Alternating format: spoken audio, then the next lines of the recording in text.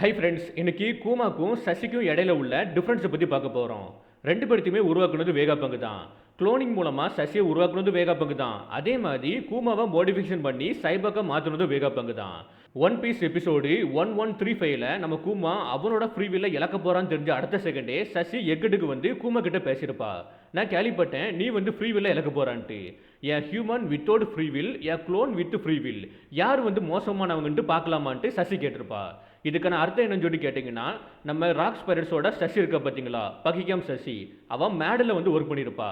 அப்போ வேகாபங்கு அவளை வச்சு தான் குளோனிங் மூலமாக இந்த CP0வோட சசியை உருவாக்கியிருப்பான். ஸோ அப்படி உருவாக்க போஸ்டில் அவளுக்கு வந்து ஃப்ரீ வீலில் கொடுத்துருப்பா. ஸோ இந்த சசியால் வந்து தனியாக யோசிக்க முடியும், அவள் என்ன நினைக்கிறாளோ அதை பண்ண முடியும். அதே மாதிரி அவளுக்கு எமோஷன்ஸுமே உண்டு. பேசிக்காக சசி வந்து ஹியூமன் கிடையாது, ஒரு குளோனிங். பட் ஸ்டில் அவளுக்கு ஃப்ரீ வில் உண்டு, அதே மாதிரி எமோஷன்ஸ் உண்டு. பட் இதுவே நீங்கள் கூமா கிட்ட வந்தீங்கன்னா, கூமா பார்த்தீங்கன்னா ஒரு ஹியூமன் தான். பட் அவனை மோடிஃபிகேஷன் பண்ணி சைபோக்கா மாற்றிருப்பாங்க.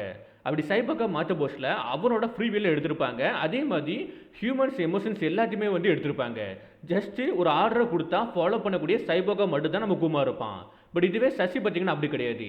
அவள் தனியாக யோசிப்பா, தனியாக வந்து சிந்திப்பா, அவளுக்கு என்ன தோணுதோ அதை வந்து பண்ணுவா. அதுக்கு ஒரு எக்ஸாம்பிள் தான் எபிசோட் 1135ல கூமாவை பார்க்க வந்தது. பட் கூமா அப்படி கிடையாது செய்யாது, ஆர்டரை மட்டும் ஃபாலோ பண்ணக்கூடிய ஒரு சைபோக்கா இருக்கான்.